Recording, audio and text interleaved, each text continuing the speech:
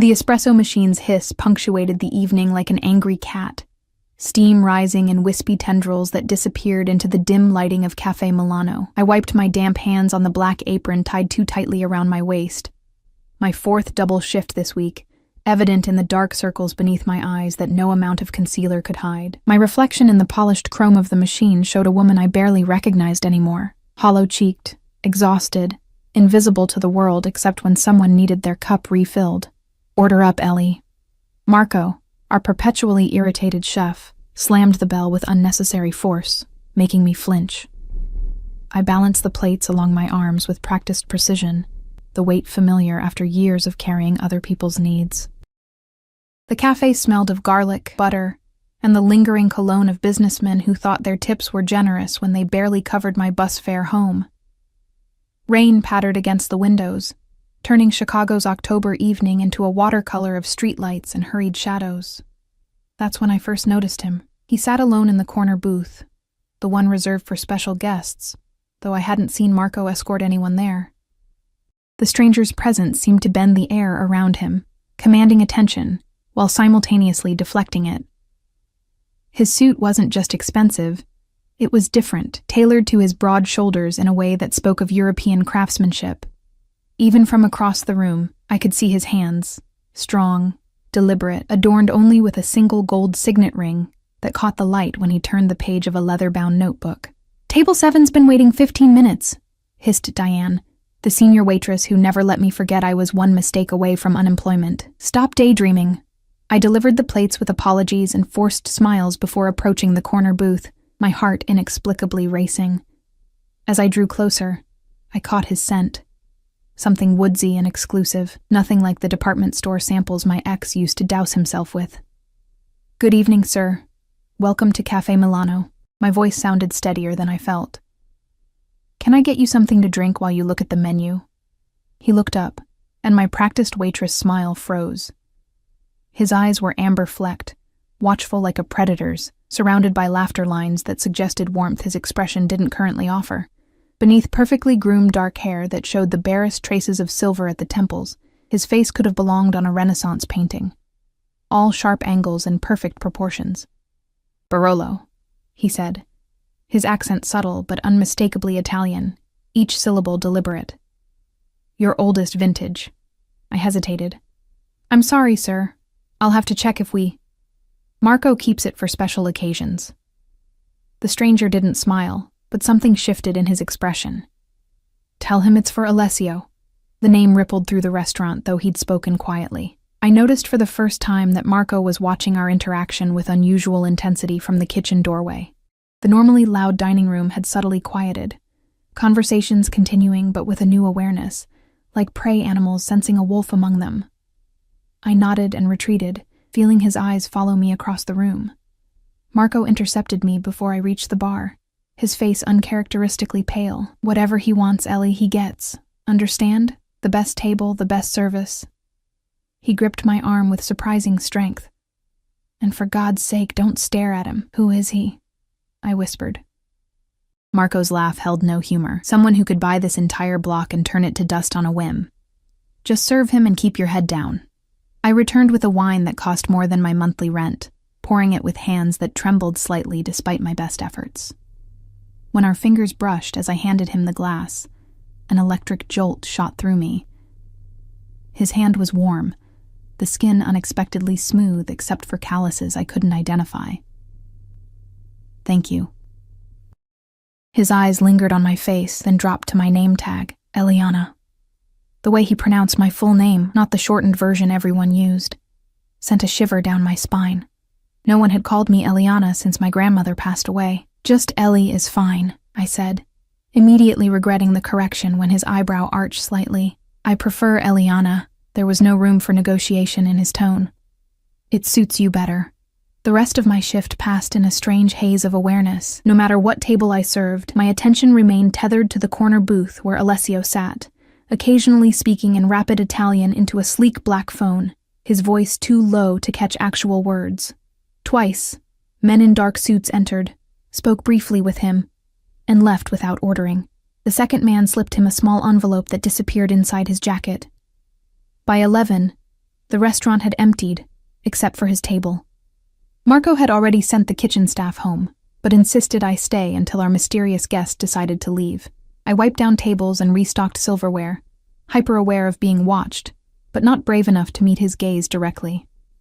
The bell over the door jangled harshly, breaking the silence. 3 men stumbled in, their loud voices and unsteady movements marking them as drunk before I even caught the sour smell of alcohol that accompanied them. "Kitchen's closed," I said automatically, moving toward them to block their path further into the restaurant. "We don't want food, sweetheart." The tallest one grinned, revealing a gold tooth. "Just a little conversation," I felt rather than saw Alessio shift in his seat. "I'm sorry, sir, but we're closing.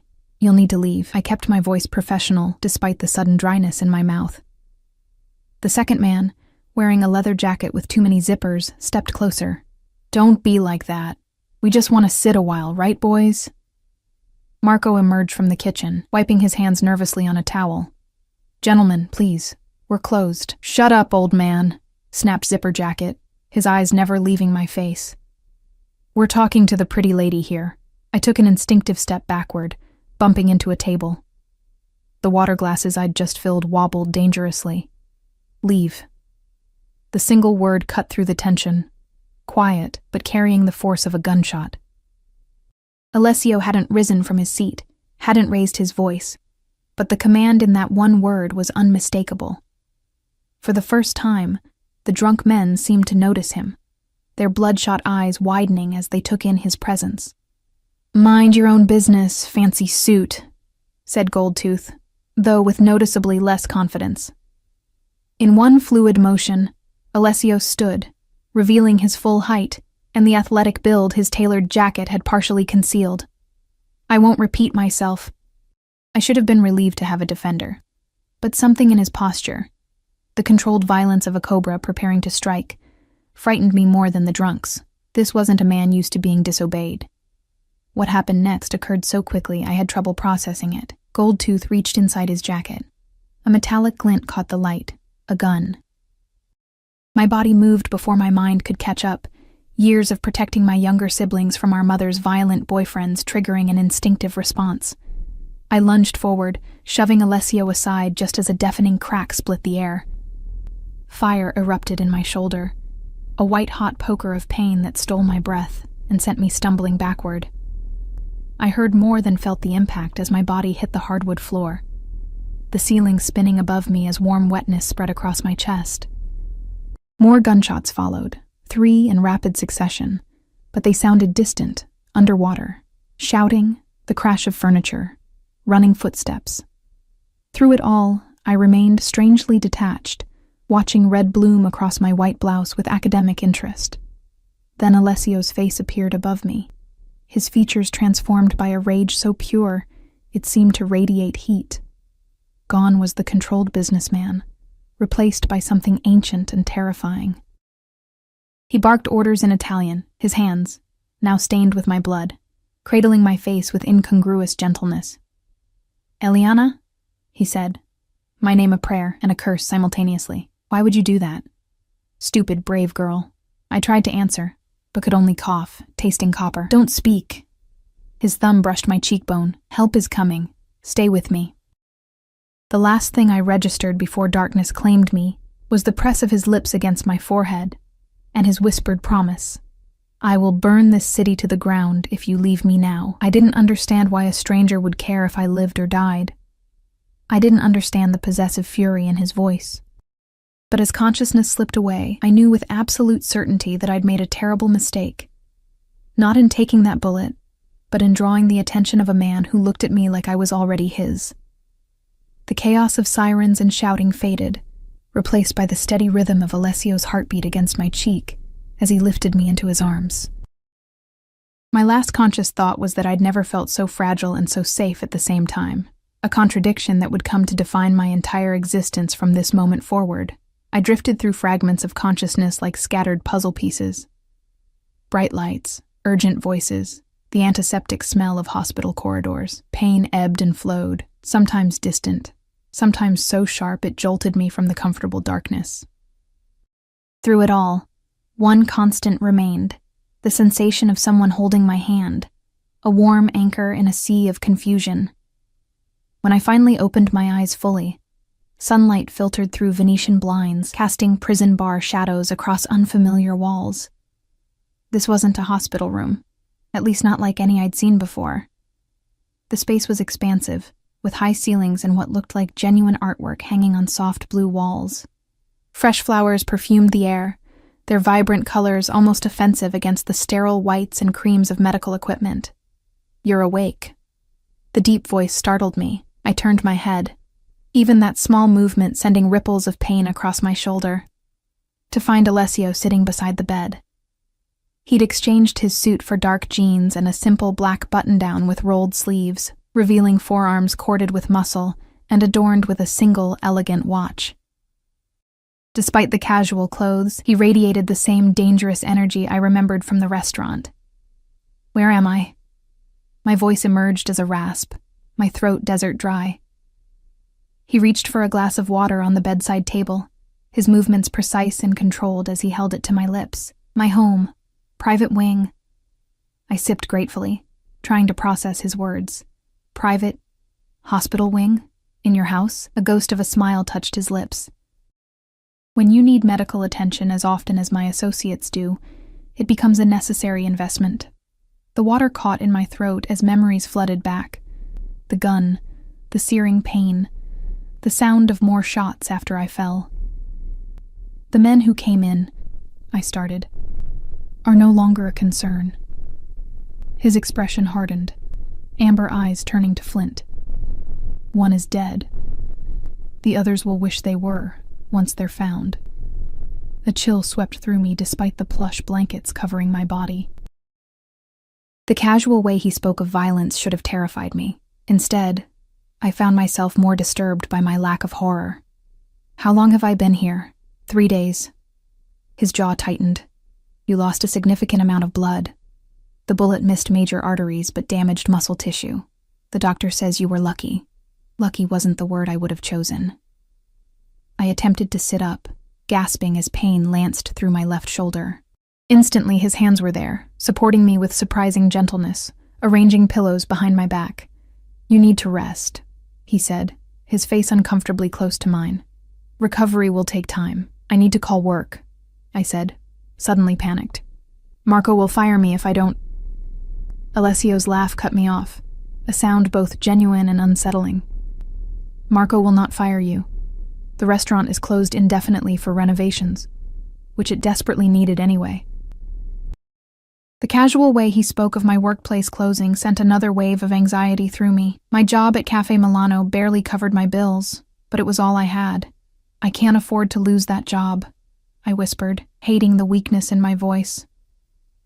"I have rent due next week and my sister's tuition payment. Your financial concerns are resolved." He said it simply, as though informing me it might rain later. "Your apartment has been paid through the year. Your sister's education is covered. Your mother's medical bills are settled." I stared at him, unable to process what he was saying. How did he even know about my family? About my mother's chronic health problems that had devoured my savings and driven me into debt? "Why would you do that?" My voice trembled between gratitude and suspicion. "You don't know me." Something dangerous flickered in his eyes. "You took a bullet meant for me, Eliana. In my world, that creates a debt that can never truly be repaid." "I didn't know what I was doing," I admitted. "It was instinct." "Precisely why it matters." He leaned forward, his gaze intensifying. "Anyone can perform calculated heroics when weighing potential rewards. True character reveals itself in split-second decisions. You protected a stranger at risk to yourself." His hand moved to my face, fingertips tracing my cheekbone with a delicacy that belied their strength. "Do you have any idea how rare that is?" I wanted to look away but found myself trapped in his gaze. Up close, I could see flecks of gold in his irises, the faint scar bisecting his left eyebrow, the day's stubble darkening his jaw. He was older than I'd initially thought, late 30s perhaps, with fine lines etched by experiences I couldn't begin to imagine. A discreet knock at the door broke the moment. Alessio straightened immediately, his expression closing like shutters. "Enter," he called, voice shifting to something harder. A man in a tailored suit stepped in, nodding respectfully to Alessio before his eyes flickered to me with undisguised curiosity. "Sorry to interrupt, boss. Matteo's here with the information you requested." "I'll be right out," Alessio replied, dismissing him with a slight gesture. The man retreated, closing the door silently behind him. "Boss?" I echoed, feeling suddenly small in the large bed. Alessio studied me for a long moment, calculation evident behind his steady gaze. "I think you've realized I'm not simply a restaurant patron, Eliana." "Who are you?" I asked, though I wasn't certain I wanted the answer. He stood, smoothing non-existent wrinkles from his shirt. "Rest now. We'll talk more when you're stronger." "No." The firmness in my voice surprised us both. "I'm lying in your home, apparently indebted to you for things I never asked for.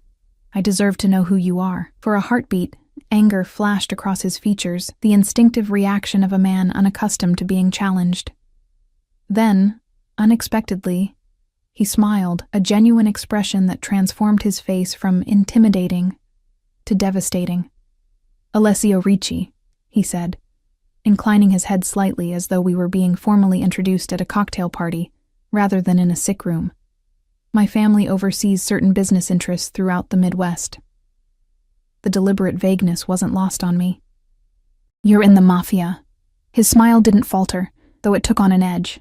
"Such an American term. We prefer famiglia." Family. A hysterical laugh bubbled up from my chest, sending fresh pain through my shoulder. "I took a bullet for a Mafia boss. This can't be happening. And yet, here we are." He checked his watch. "I must attend to some matters.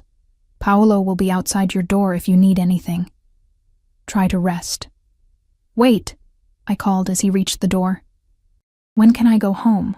He paused, his back to me, shoulders tensing almost imperceptibly. "When it's safe." "Safe from what?"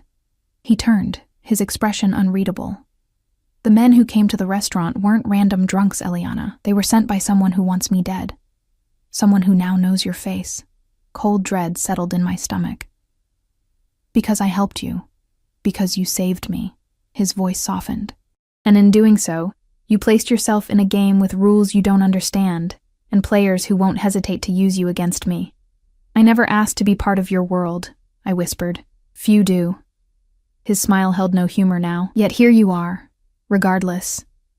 After he left, I sank back against the pillows, mind racing despite the medication dulling my senses. Outside my window lay a manicured garden surrounded by high stone walls. Beyond those walls was my life, modest and struggling, but mine. Somehow, I knew returning to it would be far from simple. Sleep claimed me eventually, dragging me into dreams where I ran through endless corridors, pursued by faceless men, while Alessio watched from the shadows, waiting to catch me when I fell. I woke to darkness, momentarily disoriented by the unfamiliar surroundings. A small lamp glowed softly on the bedside table, illuminating a tray with covered dishes. The smell of food made my stomach growl, reminding me I hadn't eaten a proper meal in days. As I reached for the tray, movement in the corner of the room startled me. Alessio sat in a leather armchair, reading glasses perched on his nose as he reviewed documents. He looked up at my movement, removing the glasses in one smooth motion. "You should eat," he said, nodding toward the tray. "The doctor says you need to regain your strength." "Have you been watching me sleep?" I asked, unsure whether to be disturbed or comforted by his presence. "Not continuously." He set his papers aside. "I have a business to run." "Right, your business." I couldn't keep the sarcasm from my voice as I uncovered a bowl of what appeared to be homemade soup, steam rising in fragrant tendrils. He observed me with that unnerving stillness. "You disapprove? Of organized crime?" "Generally, yes. Yet you saved the life of a man you suspected was dangerous." I sipped the soup, rich chicken broth with delicate pasta, buying time to consider my response. I didn't think about it. I saw someone in danger and reacted. "Exactly." He leaned forward. "Pure instinct, no calculation. It's what makes you exceptional." The intensity in his voice made me uncomfortable. I focused on my soup, avoiding his eyes. "I'm not exceptional. I'm a waitress with a mountain of debt. and a bullet hole in my shoulder. Not anymore. My spoon clattered against the bowl. What does that mean? He stood, moving to the foot of my bed with that predatory grace that seemed to be his default. It means your life as you knew it is over, Eliana. Whether you intended it or not, you've been drawn into my world. I don't want to be in your world, I protested. Few choices remain once you've saved a man like me. His hands gripped the footboard, knuckles whitening slightly. There are protocols, expectations. You're now under my protection, which means you're also under my authority. I'm not yours to command, I said, heart racing at the implied threat beneath his words. Something darkened in his expression. Everything in my territory is mine to command. I'm not a thing, I whispered, fear and indignation battling within me. He moved suddenly, circling the bed until he loomed over me, close enough that I could feel the heat radiating from his body. No, you're not a thing. You're infinitely more valuable and more dangerous. Without warning, he sat on the edge of the bed, the mattress dipping under his weight. His hand captured my chin, tilting my face up to meet his gaze. Do you know what happens to people who save the lives of men in my position, Eliana? I shook my head slightly, constrained by his grip. They become liabilities, potential weaknesses that enemies can exploit. His thumb traced my lower lip, the touch so light it might have been imaginary. The smart move would be to eliminate that liability. Fear constricted my throat. Are you going to kill me? The question hung between us, heavy with possibility. Then Alessio laughed, the sound warming the room despite its edge of danger. Kill you? No, little lioness. I'm going to keep you. His hand slid from my chin to cup my cheek, the gesture possessive yet oddly tender. Close to me, where I can ensure your safety, where no one can use you against me, where I can watch over what's mine. I'm not yours, I repeated, though the words sounded hollow, even to my ears. His smile was that of a predator, who knows its prey is already cornered. You became mine the moment you stepped between me and that bullet. The sooner you accept that reality, the easier your adjustment will be. And if I refuse to accept it, I challenged, recklessness born of fear making me brave. His expression softened, thumb brushing away a tear I hadn't realized had fallen. Then we have a problem, Eliana, because while I admire your spirit, I will not risk your safety, or mine, by allowing you to walk away. The gentle touch belied the steel in his words. I was trapped in a golden cage, held by a man whose tenderness was as terrifying as his cruelty might be. Get some rest, he murmured, rising from the bed. Tomorrow, when you're stronger, we'll discuss your new position. Position? I echoed. He paused at the door, silhouetted against the hallway light.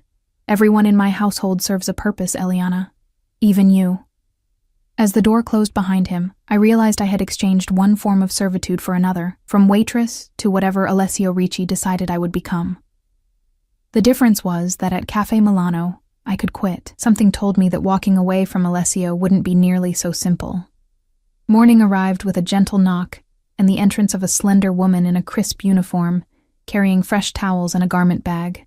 Good morning, Miss Eliana. I am Sofia, she said, her Italian accent more pronounced than Alessio's. Mr. Ricci asked me to help you prepare for the day. Prepare for what? I asked, struggling to sit up. Sofia smiled, though it didn't quite reach her eyes. Mr. Ricci wishes to introduce you to the household staff this afternoon. He thought you might appreciate assistance with bathing, given your injury. The thought of meeting staff, while looking like a hospital patient, made me grimace. I nodded gratefully, allowing Sofia to help me from the bed. My legs trembled, weak from disuse, and my shoulder throbbed despite the medication coursing through my system. The bathroom attached to my room was obscenely luxurious, all marble and gold fixtures, with a walk-in shower that could have fit my entire apartment bathroom inside it. Sofia helped me undress, her professional demeanor never wavering, despite the ugly bruising that spread from my bandaged shoulder down my side like watercolor on wet paper. How many people work here? I asked as she washed my hair, careful to keep soap from my wound. At the main house? 22, she replied. Plus security rotation. Main house? I echoed, trying to imagine a place large enough to require 22 staff members. Sophia hesitated before answering. Mr. Ricci owns several properties. This is his primary residence in Chicago. After the bath, she helped me into unfamiliar clothes, silk pajamas and a cashmere robe that slipped like water against my skin. The garments fit perfectly, raising uncomfortable questions about how Alessio knew my size. These aren't mine, I said. Mr. Ricci had them delivered yesterday. Sophia brushed my hair with gentle strokes. He's very attentive to details. The way she said it suggested this attentiveness wasn't always directed toward clothing. I swallowed my next question, unsure I wanted the answer. Sophia led me not back to bed, but to a chaise lounge positioned by the window where sunlight illuminated a beautiful garden beyond. The grounds extended far beyond what I'd glimpsed yesterday, with manicured lawns giving way to what appeared to be a small orchard in the distance. Would you like breakfast now? Sophia asked, arranging pillows to support my injured side. My stomach growled in response. Yes, please. She returned minutes later with a tray of pastries, fresh fruit, and coffee that smelled divine. As I ate, I caught sight of movement in the garden below. Alessio, dressed in athletic clothes, sparring with a younger man on a gravel terrace. Even from a distance, the controlled power in his movements was mesmerizing. He moved like someone who had spent a lifetime learning how to hurt people efficiently. He trains every morning, Sophia said, following my gaze. No matter where in the world he is. Who is he fighting with? Marco, his nephew and head of security, as she paused. Something like warning in her tone. Mr. Ricci is very protective of his family. Before I could ask more, the sparring session ended. Alessio clapped the younger man on the shoulder, then glanced up, directly at my window. Even from this distance, I felt the weight of his gaze. He raised a hand in greeting, a gesture so normal it seemed out of place coming from him. Sophia cleared her throat. I'll return in an hour to help you dress for your meeting. Left alone, I sipped my coffee and tried to make sense of my situation. 3 days ago, I'd been a waitress worried about making rent. Now I was recuperating in a Mafia boss's mansion, wearing clothes that probably cost more than my monthly salary, about to be introduced to the household. The surreality of it all hit me in waves. I was still contemplating my bizarre circumstances when the bedroom door opened without a knock. Alessio entered, freshly showered, his hair damp and curling slightly at the temples. He'd exchanged his workout clothes for dark slacks and a light blue button-down. The sleeves rolled to expose those same muscular forearms I'd noticed yesterday. You're looking better today, he said, assessing me with a sweep of his gaze that felt almost physical. How's the pain? Manageable, I replied, suddenly conscious of my casual attire. Thank you for the clothes. They suit you. He moved to the window, standing close enough that I caught the scent of his soap, something citrusy and expensive. Did you sleep well?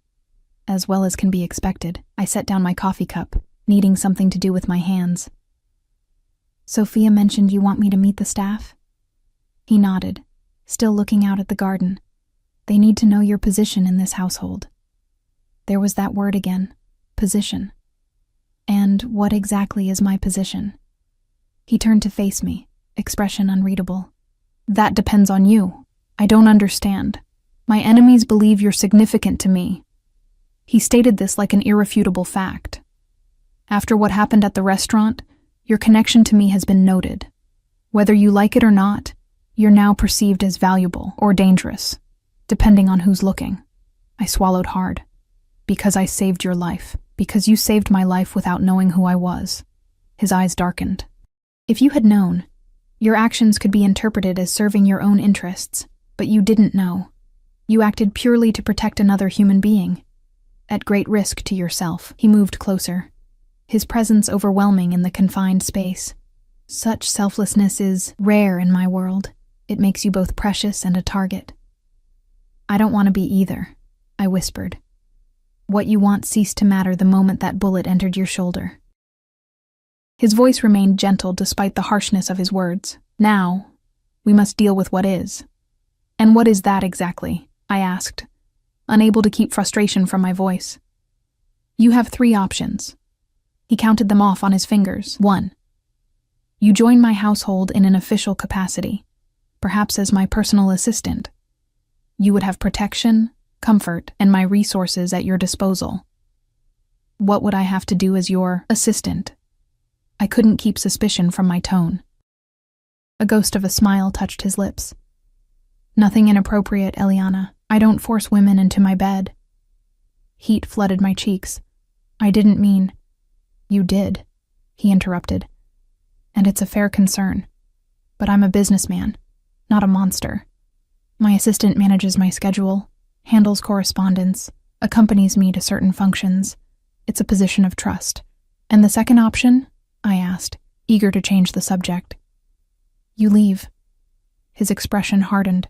With a new identity, in a new city, under my distant protection. You'd never return to Chicago or contact your family again. My heart stuttered. That's not an option. My sister needs me. My mother would be provided for, he finished. But you'd never see them again. It's the only way to ensure their safety as well as yours. Panic clawed at my throat. You said there were 3 options. Something dangerous flashed in his eyes. The third option isn't really an option at all. If you refuse the first 2, if you attempt to return to your old life without precautions, my enemies will find you. They will use you to get to me, and they will not be kind. The clinical way he described my potential torture or death sent ice through my veins. So I either work for you or disappear forever. Put simply, yes. He reached out, tucking a strand of hair behind my ear with surprising tenderness, though I hope you'll see it as more than mere employment. I protect what's mine, Eliana. My family, my people. Those under my care want for nothing. Except freedom, I said quietly. His hand lingered near my face. Freedom is an illusion. We're all bound by something. Poverty, obligation, fear. I'm merely offering golden chains instead of iron ones. Before I could respond, another knock sounded at the door. Alessio stepped back, calling permission to enter. Sophia appeared, arms laden with clothing. Everything is ready downstairs, Mr. Ricci. Thank you, Sophia. He turned back to me. I'll leave you to dress. Join me in the study when you're ready. Sophia will show you the way. After he left, Sophia laid out the clothes on my bed. A simple but elegant navy blue dress, soft leather flats, and delicate underwear that still had price tags attached, all in my exact size. He had these delivered from Neiman Marcus yesterday, she explained, helping me out of the robe. Mr. Ricci said you would prefer something comfortable but appropriate. The fact that he'd thought about what I might prefer was oddly touching, despite the circumstances. Sophia helped me dress, careful of my injured shoulder, then guided me through a maze of hallways that confirmed the enormous scale of the house. We passed artwork that belonged in museums, antique furniture that whispered of old money, and security cameras disguised as architectural elements. The 2 guards we encountered nodded respectfully as we passed, their eyes cataloging me with professional assessment. Sophia stopped before a heavy wooden door, knocked once, then opened it without waiting for a response. Miss Eliana, sir. The study was a testament to masculine luxury.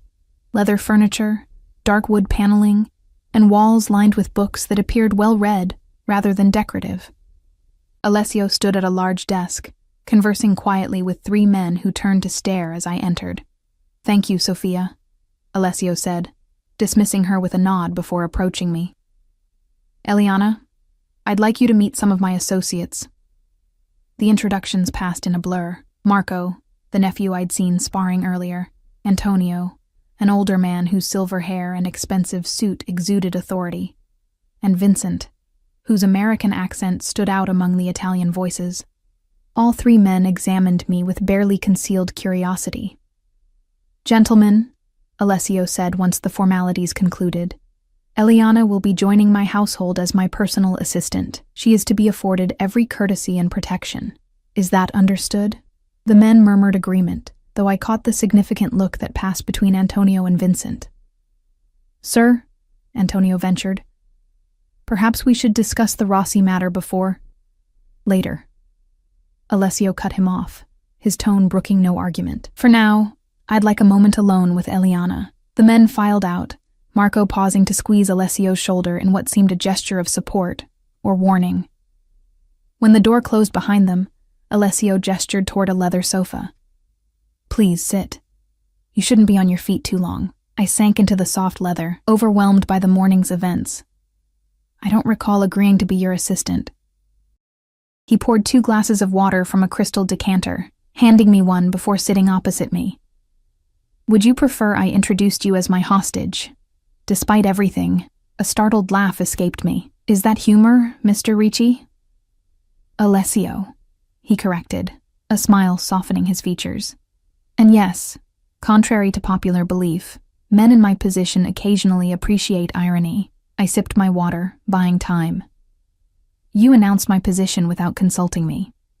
A necessary formality. He leaned forward, elbows on knees. My organization operates on clear hierarchies. Ambiguity creates vulnerability. By establishing your role, I've placed you under my direct protection, which means anyone who harms you answers to me personally. The implication hung between us, and if I still want to leave, then say so, and arrangements will be made. His expression remained neutral, but something in his eyes tightened, though I hope you'll give this arrangement a chance.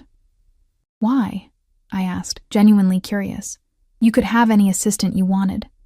Why keep a waitress with no qualifications who knows nothing about your world? He studied me for a long moment, as though deciding how much to reveal. Several reasons. First, practicality. You've already seen too much. Second, appearances. My reputation would suffer if I failed to reward someone who saved my life. And third, he paused, something shifting in his expression. You intrigue me, Eliana. Your selflessness, your courage, these are rare qualities. His candor surprised me. That's it? I'm an interesting specimen to study? No. He set down his glass with deliberate care. You're also a beautiful woman who looked at me without fear or calculation, at least initially. Do you know how rarely that happens in my position? Heat crept up my neck at his directness. I'm afraid of you now. Are you? He raised an eyebrow. Or are you afraid of your circumstances? The distinction felt important somehow. Before I could formulate a response, a discreet knock interrupted us. Come, Alessio called. Marco entered, his expression grim. Sorry to interrupt, Uncle. There's a situation that requires immediate attention. Alessio stood immediately. What kind of situation? Rossi's men were spotted near Eliana's apartment building. They've been asking questions about her. Marco's eyes flicked to me briefly. They know she survived. The temperature in the room seemed to drop several degrees. Alessio's posture shifted subtly, the businessman replaced by something more dangerous. How many? 4 that we identified, probably more watching. Put Stefano's team on surveillance. I want to know everyone who goes in or out of that building. Alessio's voice remained calm, but his hands had clenched into fists. And double security here. No one enters the grounds without my explicit approval. Marco nodded, retreating from the study without another word. Alessio remained motionless for several seconds, staring at the closed door with an expression that sent chills down my spine. Who's Rossi? I asked, breaking the heavy silence. He turned slowly, his face a careful mask once more. Someone who wants what I have, and that includes me now? The thought made my stomach turn. That includes you. He crossed to a cabinet, withdrawing a leather folder. Which brings us back to your decision. I need your answer, Eliana. Now. The choice wasn't really a choice at all, but I couldn't bring myself to say the words he wanted to hear. I need to talk to my sister first, to explain why I've disappeared. Something softened in his expression. Of course. Family is important. Can I see her? I asked, hope flaring briefly. Not yet. He held up a hand to forestall my protest. It's too dangerous while Rossi's men are watching. But you can call her, from a secure line, with certain precautions. It was less than I wanted, but more than I expected. Thank you. He nodded, opening the folder to reveal what appeared to be a contract. Then you agree to stay, at least temporarily? The document before me was written in legal language too complex to quickly understand, but the title was clear. Private employment agreement. What exactly does this commit me to? I asked, scanning the dense paragraphs. Standard terms of employment, confidentiality, loyalty, duties as my assistant. He pointed to several highlighted sections. Generous compensation, healthcare, security provisions. Nothing inappropriate or illegal required of you. And if I want to leave eventually? There's a termination clause. His finger traced down to the final page. 3 months' notice, relocation assistance, lifetime security consultation, all quite civilized. I looked up from the contract to find him watching me intently, his eyes revealing nothing of his thoughts. Why are you being so reasonable about this? You could just force me to stay. I could, he acknowledged. But willing loyalty is far more valuable than coerced submission. I want you to choose this, Eliana. The pen he offered felt heavier than it should. My hand trembled slightly as I reached for it, my mind racing through limited options. Stay and become entangled in a world of violence and power, or flee and abandon everything and everyone I loved. If I sign this, I said slowly, I want regular contact with my family, and protection for them too. Done. He didn't hesitate. Anything else? I took a deep breath. I want your word that you won't ask me to do anything that violates my conscience. Something like respect flickered in his eyes. You have it. I never intended to corrupt you, Eliana. Your moral compass is precisely what makes you valuable. With a sense of sealing my fate, I signed the contract. Alessio took the pen from my fingers, his hand lingering against mine for a moment too long to be accidental. Welcome to the family, Eliana. The way he said it sounded more like a claim than a greeting. As he signed beside my name, I couldn't shake the feeling that I'd just traded one prison for another. Only this one had gilded bars and a jailer whose intentions remained dangerously unclear. 2 weeks passed in a strange limbo of recovery and adjustment.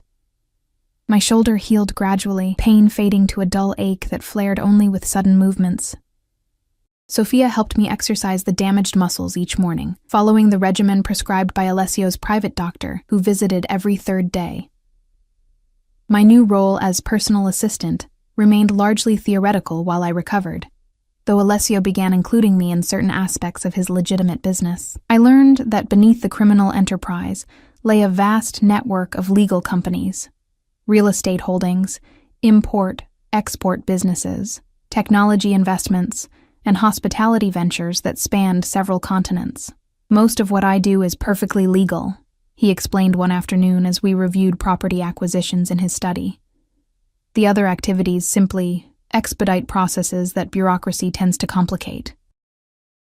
I had carefully avoided asking direct questions about those other activities, maintaining a deliberate ignorance that Alessio seemed to respect. He never discussed violence in my presence, though I occasionally caught fragments of conversations that fell silent when I entered rooms. My promised phone call to my sister happened my 3rd day in the mansion, under Alessio's watchful eye.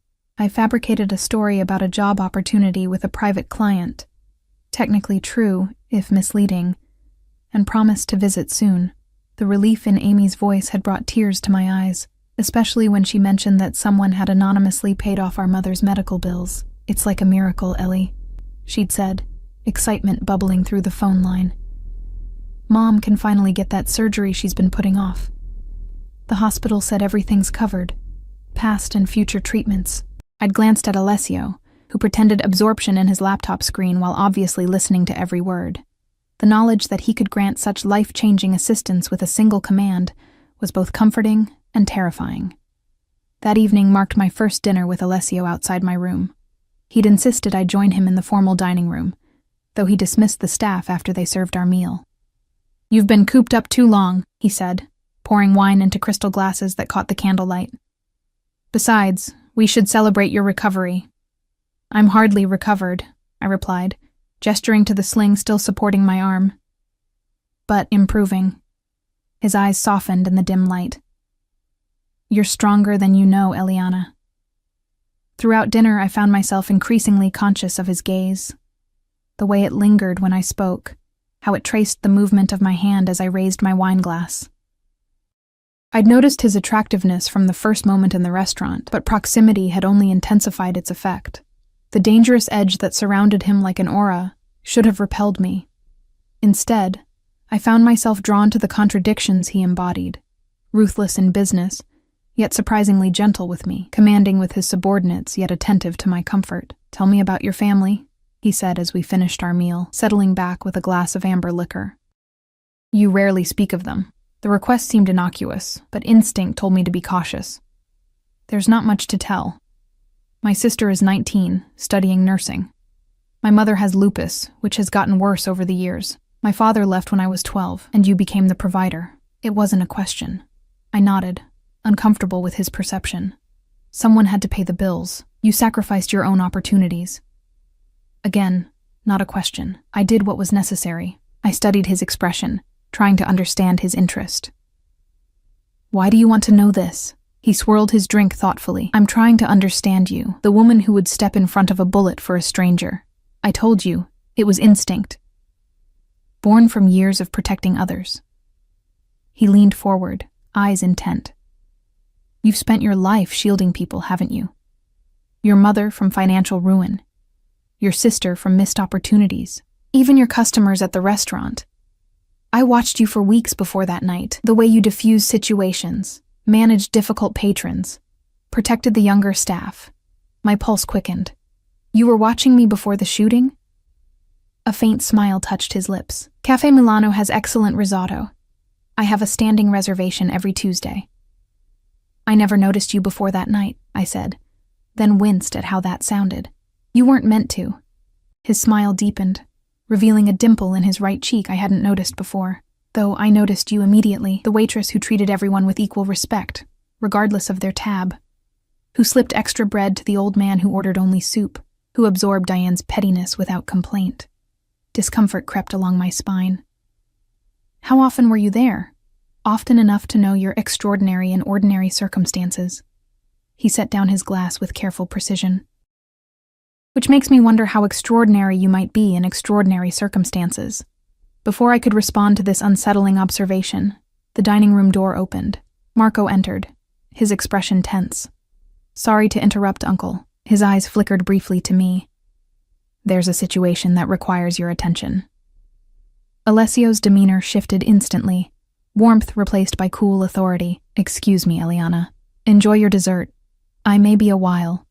After they left, I abandoned any pretense of eating, retreating to my room where I paced the plush carpet, my thoughts racing. Alessio had been watching me long before the shooting. Had the drunk men been part of some elaborate test? No. His rage that night had been too genuine, his concern during my recovery too consistent. Sleep eluded me that night, my mind replaying every interaction with Alessio, searching for hidden motives. Dawn found me exhausted but resolved. I needed more information about the man who now controlled my life. Over the following days, I began paying closer attention to the household rhythms. I noted which staff members seemed most approachable, which areas of the mansion saw the heaviest security, which times Alessio was most likely to be occupied with business. Sophia proved a valuable, if reluctant, source of information. While helping me dress one morning, she mentioned that she'd worked for the Ricci family for 15 years. You must know Alessio well, I ventured, keeping my tone casual. Her hands paused briefly at my shoulder. Mr. Ricci is a private man. But fair? I pressed. As an employer, I mean. She resumed her task, securing the sling with practiced movements. More than fair. When my husband became ill 3 years ago, Mr. Ricci arranged specialists from Europe, paid for experimental treatments not covered by insurance. Gabriele is alive because of him. The genuine gratitude in her voice wasn't what I expected. He takes care of his people. Loyalty flows both ways in this house, she said, meeting my eyes in the mirror. Remember that, Miss Eliana. The warning, or advice, lingered as I made my way to Alessio's study for what had become our morning routine. He would review overnight reports while I organized his correspondence and schedule, learning the complex web of his business interests. I found him standing at the window, phone pressed to his ear, tension evident in the set of his shoulders. He acknowledged my entrance with a slight nod, but continued his conversation in rapid Italian. Though I couldn't understand the words, the cold anger in his tone required no translation. When he finally ended the call, he remained silent for several moments, staring out at the garden. Is everything all right? I asked, setting my tablet on his desk. Rossi's men made another attempt to access your apartment yesterday. His voice was eerily calm. They were dissuaded by my security team. A chill ran through me. What does that mean? He turned, his expression carefully neutral. It means the situation is escalating. Rossi senses weakness. Because of me. The realization settled like lead in my stomach. Not because of you, he corrected sharply. Because of what you represent. Which is what exactly? He approached slowly, stopping close enough that I had to tilt my head to maintain eye contact. A change in pattern. For years, I've maintained certain boundaries. No attachments outside the family. No vulnerabilities that could be exploited. I'm not an attachment, I protested. I'm your employee. Something dangerous flickered in his eyes. We both know you're more than that, Eliana. My heart stuttered at his directness. I don't understand what you want from me, neither do I. The admission seemed to cost him something. Which is precisely the problem. Before I could respond, Marco appeared in the doorway, his expression grim. They found Stefano. Alessio's entire demeanor transformed, a cold mask sliding into place. Where? Abandoned warehouse near the river. He's alive, but barely. They're bringing him in now. Prepare the medical wing. Alessio grabbed his jacket from the back of his chair. And call Vittorio. Tell him to bring everything. This wasn't a random attack. As he moved toward the door, he paused beside me. Stay in your room until I come for you. Lock the door. Open it only for Sophia or myself. What's happening? I asked, fear closing my throat. His hand brushed my cheek briefly. Nothing you need to concern yourself with. Just stay safe. After he left, I returned to my room as instructed, but anxiety made confinement unbearable. Hours passed with no word. Twice I heard hurried footsteps in the corridor, urgent voices speaking in Italian. When Sophia brought lunch, her usual warmth was replaced with distracted efficiency. Is Stefano all right? I asked as she turned to leave. She paused, conflict evident in her expression. The doctors are with him. Who is he? I pressed. Why would someone hurt him? Sophia glanced at the door, then lowered her voice. He was watching your apartment building. One of Mr. Ricci's most trusted security men. The implication hit like a physical blow. Someone hurt him because of me? Not because of you, she echoed Alessio's earlier words. Because of his loyalty to Mr. Ricci. After she left, guilt and fear warred within me. A man was fighting for his life because he'd been protecting me. Or rather, protecting Alessio's interest in me. The artificial bubble I'd been living in for 2 weeks suddenly felt dangerously thin. Night fell, with still no word from Alessio. I dozed fitfully in a chair by the window, startling awake at every distant sound. Near midnight, my door opened without a knock. Alessio stood in the threshold, his appearance shocking after the polished businessman I'd grown accustomed to. His shirt was wrinkled, sleeves rolled to reveal forearms smudged with what looked disturbingly like dried blood. His jaw darkened with stubble, and his eyes held a coldness that made me shrink back involuntarily. You should be sleeping, he said, his voice rough with exhaustion. Is Stefano alive? I asked, rising from the chair. Something shifted in his expression. Yes, he'll recover eventually. Relief flooded me, followed immediately by fresh fear at the implications of eventually. What happened to him? Alessio closed the door, moving to pour himself a drink from the crystal decanter kept on my sideboard. Nothing you need to know about. I think I do need to know, I insisted. Courage born of fatigue and frustration. If people are being tortured because of me, he interrupted sharply. Make no mistake, Eliana. Stefano was targeted because he works for me. You are simply the excuse Rossi needed to escalate a conflict that's been brewing for years. Then let me go. The words escaped before I could consider their wisdom. If I'm making things worse, in 2 quick strides, he closed the distance between us, his hands grasping my upper arms with carefully restrained strength. Let you go? Now? When Rossi has proven he'll target anyone connected to me? His laugh held no humor. He would have you within hours, and he would use you in ways that would make Stefano's injuries look merciful. Fear closed my throat, not of Alessio, but of the faceless Rossi and what he represented. What does he want? Alessio's grip gentled, one hand moving to brush hair from my face with incongruous tenderness. What all men like him want: power, territory, respect.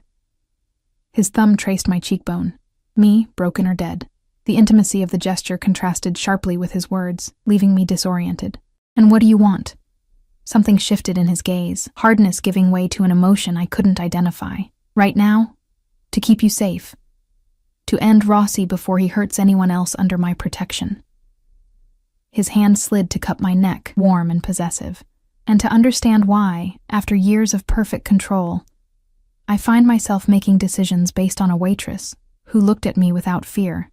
The raw honesty in his voice stripped away my defenses. I'm afraid now. No. His eyes searched mine. You're cautious, concerned, but not afraid. Not of me. That's the problem, Eliana. You should be. Morning light filtered through the curtains when I woke, momentarily disoriented. Memories of the previous night's conversation with Alessio flooded back. His blood-stained appearance, the intensity in his eyes when he'd told me I should fear him. Yet he'd left shortly after, instructing me to rest, his touch lingering on my face like a promise or a warning. The mansion hummed with unusual activity when I ventured out. Security personnel I hadn't seen before patrolled the hallways, speaking in hushed tones into discreet earpieces. In the kitchen, staff worked with nervous efficiency, barely acknowledging my presence as I helped myself to coffee. "Mr. Ricci requests your presence in his office," said a voice behind me, startling me into nearly spilling my drink. I turned to find Marco watching me with that same assessing gaze he always used, somewhere between suspicion and curiosity. Unlike his uncle, Marco made no effort to disguise his dangerous nature. The gun holstered beneath his tailored jacket was clearly visible as he gestured for me to follow him. "Is everything all right?" I asked as we walked the long corridor toward Alessio's wing of the house. Marco's sideways glance revealed nothing. "My uncle will explain." Alessio's office differed from his study. Less comfortable, more functional. Maps covered one wall, computer screens another. When we entered, he was standing at a large table with several men I recognized from previous introductions, all bent over what appeared to be blueprints. He looked up, and I was struck by the transformation from last night. Gone was the disheveled, blood-stained man with haunted eyes. This Alessio wore an impeccably tailored suit, his hair perfectly styled, his expression controlled and commanding. Only the faint shadows beneath his eyes hinted at a sleepless night. "Eliana," he acknowledged, straightening. "Thank you for coming." The other men stepped back, exchanging glances I couldn't interpret. One by one, they filed out at Alessio's slight nod, until only Marco remained. "What's happening?" I asked, unable to contain my unease any longer. Alessio's expression softened fractionally. "Circumstances have changed. We need to move you to a more secure location temporarily." "Move me?" Panic fluttered in my chest. "Where? For how long?" "My estate in Lake Como," he replied, his tone suggesting this should reassure me. "It's remote, heavily secured, and unknown to most outside my immediate circle." "Italy?" I whispered, the reality of my situation crashing down like a physical weight. "I can't go to Italy." "My family will be protected," he cut in smoothly. "I've already arranged for your mother and sister to be relocated to a private medical facility in Arizona. They believe it's part of an expanded healthcare program through your mother's insurance." The casual way he spoke of manipulating my family's lives sent anger surging through me. "You had no right to make these decisions without consulting me." "I had every right," he countered, voice hardening. "Your contract gives me full authority over security measures affecting you and your family, and after what happened to Stefano, timing became critical." Marco shifted uncomfortably, drawing my attention. "What aren't you telling me?" Alessio and his nephew exchanged a look laden with unspoken communication. After a moment, Alessio nodded. "Rossi's men left a message with Stefano," Marco explained, his voice clinical. "Photos of your sister on campus, your mother outside her doctor's office. They know exactly who matters to you." The room tilted sickeningly. "They're going to hurt my family to get to me?" "To get to me," Alessio corrected, moving around the table to stand before me. "You are my perceived weakness. By threatening you and those you love, Rossi believes he can control me. Can he?" The question escaped before I could reconsider. Something dangerous flashed in Alessio's eyes. He certainly thinks so. The implication hung between us, heavy with meaning I wasn't sure I wanted to understand. Marco cleared his throat. The jet is ready whenever you are, Uncle. Security is in position at both locations. Alessio nodded. Give us a moment. After Marco left, silence stretched between us.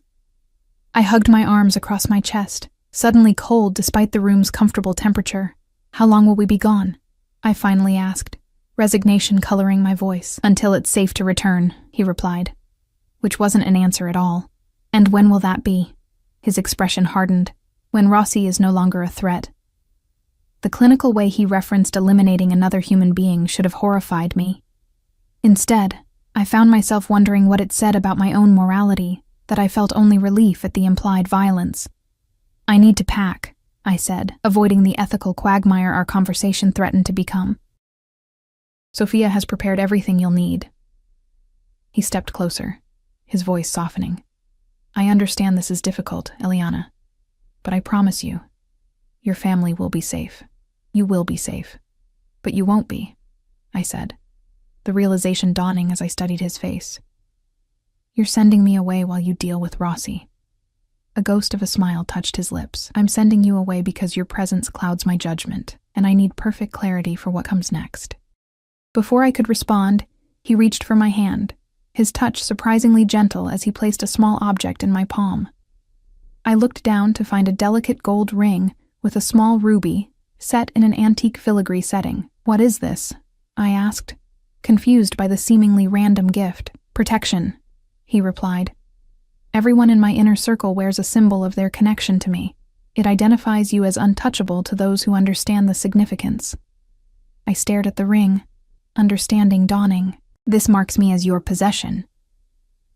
As under my protection, he corrected, though his eyes told a different story. Wear it always, especially in Italy. The weight of the ring felt disproportionate to its physical size as I slipped it onto my right hand. It fit perfectly, of course. Alessio left nothing to chance. The car is waiting, he said, stepping back. Marco will accompany you to the airfield. You're not coming. I hadn't expected the sharp disappointment that accompanied the question. I'll join you in a few days, he replied, his expression carefully neutral. Business requires my presence here a little longer. The business of eliminating Rossi, I understood without him saying it explicitly. I nodded, suddenly unsure what to say and what could be our final moments if things went wrong. Alessio solved the dilemma by closing the distance between us, his hand rising to cup my face with that now familiar possessive gentleness. Be safe, Eliana. Trust no one but Marco and the staff you recognize from here. Before I could respond, he leaned forward and pressed his lips to my forehead, a benediction and a claiming all at once. The gesture left me breathless, confused by the conflicting emotions it triggered. I'll see you in Como, he murmured against my skin, then stepped back, his professional mask sliding seamlessly back into place. Marco appeared at the door as if summoned telepathically, and just like that, I was whisked away. From Chicago, from my family, from everything familiar, into a world where I existed solely as an extension of Alessio Ricci's will. The journey passed in a blur of private terminals, luxury transportation, and deferential staff who never quite met my eyes. Marco remained a constant, silent shadow, his vigilance never wavering even on the private jet where we were alone, except for the crew. It was only as we approached the Italian estate, a spectacular villa perched above Lake Como's crystalline waters, that Marco finally spoke more than essential directions.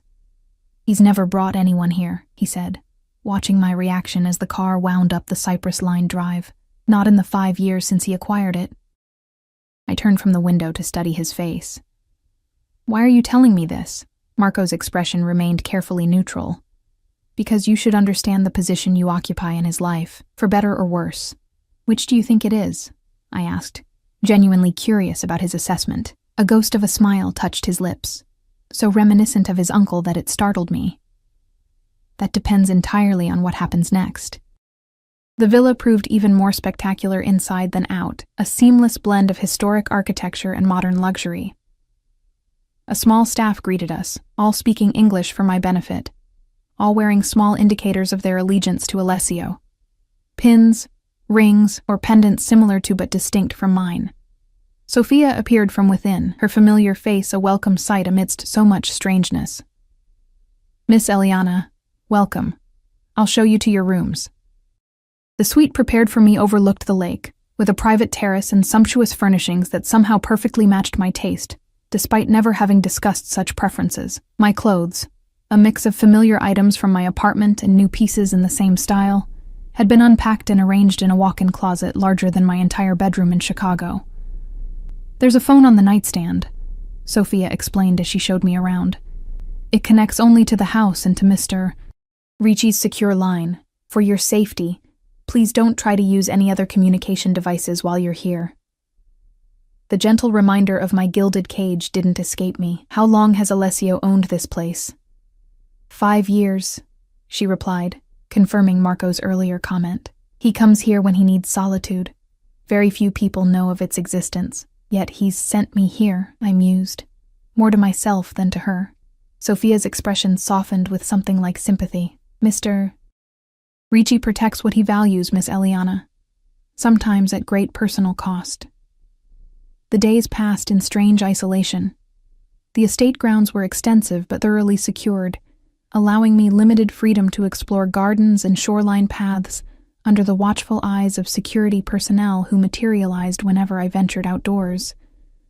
Books, films, and art supplies appeared in my rooms, thoughtful distractions I recognized as Alessio's doing. Each evening, the phone would ring precisely at 8 o'clock. Alessio's voice, thousands of miles away, would inquire about my day, my comfort, my needs, everything except what I truly wanted to know. When would this exile end? On the 4th night, the pattern changed. No call came at 8. By 10, anxiety had me pacing the terrace, imagination conjuring increasingly terrible scenarios involving Rossi and Alessio's fate. Just after midnight, as I finally prepared for bed with resignation, a commotion outside drew me to the window. Headlights swept the driveway as several vehicles approached.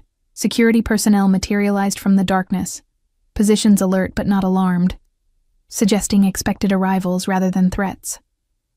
I slipped on a robe over my nightgown and ventured into the hallway, drawn by voices speaking rapid Italian downstairs. Sophia appeared from her quarters, hair disheveled from sleep. "Return to your room, Miss Eliana," she urged, her expression tense. "Please." "Is it Alessio?" I asked, already knowing the answer.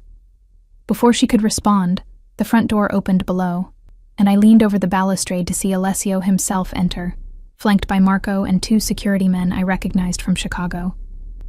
Even from above, I could see the weariness in his posture, the careful way he held himself suggesting injury or pain. He looked up, as though sensing my presence, our eyes meeting across the distance. Something in his expression shifted, hardness giving way to something softer, more vulnerable.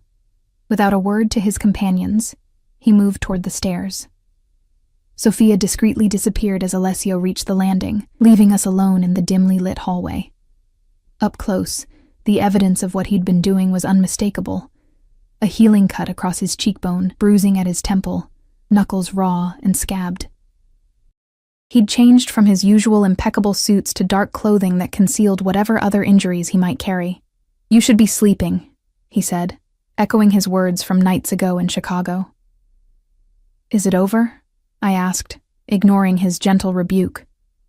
A ghost of a smile touched his lips. "Yes." That single syllable contained multitudes. Finality, victory, cost. I didn't ask for details, uncertain whether my reluctance stemmed from moral qualms or self-preservation. "Were you hurt?" I reached toward the cut on his face, stopping just short of touching him. "Nothing serious." He captured my hand, his thumb brushing over the ruby ring he'd given me. "You're still wearing it. You told me to," I reminded him. Something shifted in his expression. "And do you always do as you're told, Eliana?" "Rarely," I admitted. "But this seemed important to you." It was. His voice softened as he tugged gently on my hand, drawing me closer. It means more than you know to see it on your finger. We stood in silence, the weight of unspoken words hanging between us. So much had changed in the weeks since that night at Cafe Milano. I had changed, my understanding of the world and my place in it transformed by proximity to this dangerous, complicated man. "What happens now?" I finally asked, the question encompassing far more than our immediate future. Alessio's free hand rose to cut my face, thumb tracing my cheekbone in that now familiar gesture. "Now we have choices, Eliana. Real ones, not forced by circumstance or threat." "What choices?" I whispered, pulse quickening under his touch. "You can return to Chicago, to a life not unlike your old one, but with my protection ensuring your comfort and safety from a distance." His eyes held mine, searching. "Or you can stay, with me. Not as my employee or my ward, but as something more." The offer hung between us, tempting and terrifying in equal measure. "And if I choose to go back, then I'll respect your decision." The words clearly cost him, belied by the tightening of his fingers against mine. "Though I would hope you might permit me to visit occasionally." "And if I stay?" I asked, already knowing my decision but needing to understand what it meant. Instead of answering with words, he closed the remaining distance between us. His lips found mine with gentle pressure that quickly gave way to something more demanding as my response encouraged him. The kiss deepened, his arms drawing me against him with careful attention to his injuries, yet unmistakable possession.